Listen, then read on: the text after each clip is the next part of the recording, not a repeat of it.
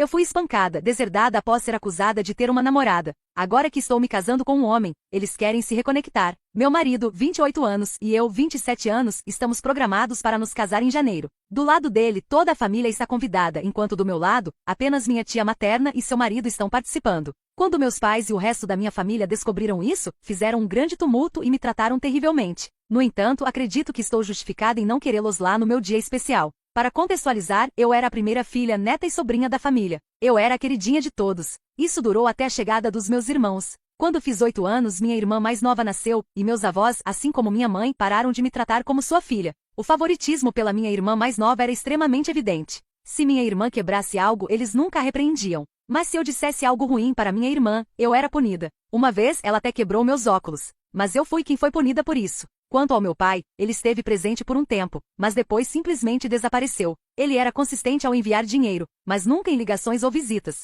Quando fiz 11 anos, na verdade, eu era mais próxima da minha tia materna, que morava a quilômetros de distância de mim, do que dos membros da minha família. Fui forçada a morar com essa tia, que é 9 anos mais velha que eu, é meia-irmã da minha mãe, e embora eu só a visse em ocasiões especiais, falávamos ao telefone 2 vezes por dia. Quando eu tinha 12 anos e ela 21, passei o verão inteiro com ela, mesmo que minha mãe não acreditasse que minha tia poderia cuidar de mim, e esses foram os 2 melhores meses da minha vida. Depois das férias, estudei mais e tive um comportamento muito bom na escola, com a intenção de que me deixassem vê-la novamente. No entanto, tudo foi arruinado quando minhas notas e desempenho em matemática começaram a piorar. Embora eu tentasse muito e minha tia me desse aulas e até pagasse por um tutor, minhas notas não melhoraram naquele ano. Minha tia me visitou no meio do ano letivo e foi com minha mãe ver o que estava acontecendo na escola. Foi então quando minha mãe e eu nos encontramos com meu professor, que fui acusada de não prestar atenção na aula porque, nas palavras do meu professor, eu estava ocupada demais sendo distraída pela minha namorada. Minha mãe e eu ficamos surpresas e perguntamos ao professor por quê.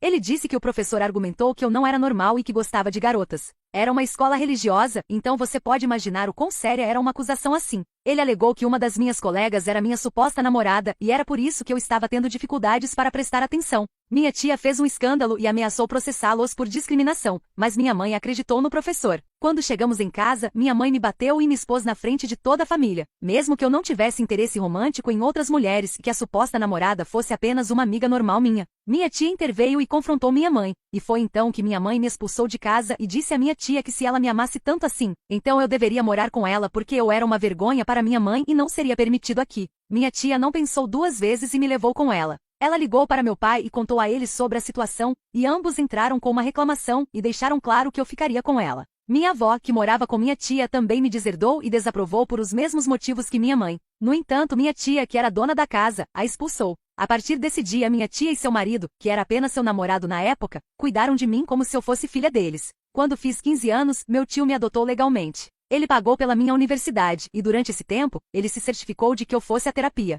Devo dizer que tudo isso me afetou muito, mas o amor que ele me deu me ajudou muito. Para mim, considero minha tia e meu tio meus verdadeiros pais. Agora que meus parentes descobriram que vou me casar com um homem, vieram se desculpar comigo. E sim, aceitei as desculpas deles, mas não quis ter contato com eles. No entanto, eles acham que, com o pedido de desculpas, estão mais do que convidados para o meu casamento. 2 semanas atrás, minha mãe e minha avó foram à minha prova de vestidos sem convite. Fiquei totalmente indignada que elas não foram convidadas, então as expulsei. E em troca começaram a me insultar e insultar meu marido. Eu disse a elas que não as queria na minha vida, que só as desculpava por motivos de saúde mental. Mas elas não significavam mais nada para mim. Apesar de tudo isso, 3 dias atrás, uma das primas do meu pai me ligou perguntando sobre o código de vestimenta e se crianças eram aceitas. Eu disse a ela que ela, assim como todos os outros membros daquela família, não estava convidada. Ela ficou indignada e alguns minutos depois, meu pai biológico me ligou perguntando quem me levaria até o altar. Eu disse que meu tio faria isso, e ele começou a me xingar de 1000 maneiras. Então, simplesmente desliguei a ligação.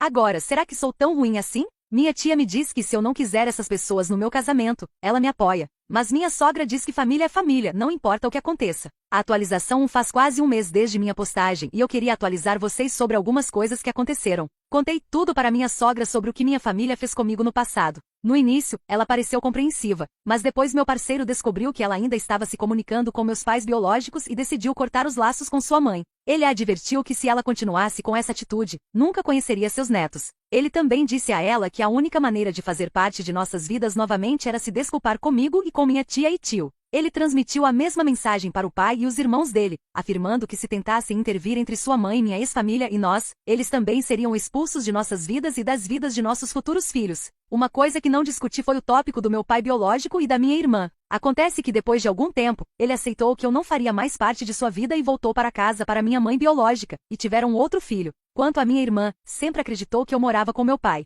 E eu, por outro lado, sempre acreditei que minha irmã tinha uma vida melhor. No entanto, descobri tudo o que ela sofreu na minha ausência. Minha ex-família a maltratava dia e noite. Ela foi praticamente sequestrada e nem podia usar o telefone ou redes sociais, mesmo agora sendo maior de idade. Quando soubemos de tudo isso, decidimos ir atrás da minha irmã. Devo dizer que não foi da melhor maneira, mas a seguimos até encontrarmos a universidade dela. Lá nos aproximamos dela e pedimos que nos acompanhasse. Ela ficou muito feliz em nos ver e concordou em vir conosco. Juntos desabafamos sobre tudo. Pedimos desculpas e contamos tudo um para o outro, percebendo que éramos ambos vítimas de nossos pais. Agora, meu tio está lutando pela custódia do meu irmãozinho. Com o testemunho da minha irmã no meu, esperamos conseguir. Também estamos levando minha irmã para a terapia para ajudá-la com todo o trauma. Por causa do meu casamento, decidimos antecipar tudo e fazer uma pequena cerimônia. Não contamos para ninguém, então não tivemos visitante surpresa e deu tudo certo. Agradeço a todos por seus conselhos e apoio.